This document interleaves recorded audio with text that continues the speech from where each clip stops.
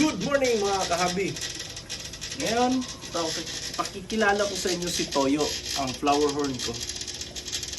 Dahil lumalaki na siya, ililipat na natin siya sa mas malaki pa na lalagyan.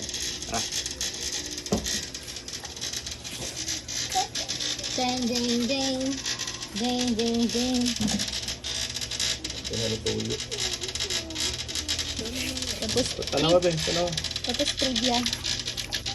Alam niyo ba kung bakit Toyo ang pangalan niya? Kasi may toyo ang misis ko. Okay. This is it. Toyo. Okay.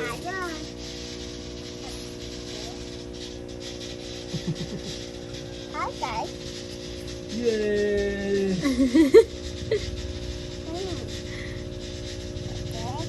Dito na guys na. Okay. Tama na? Cut.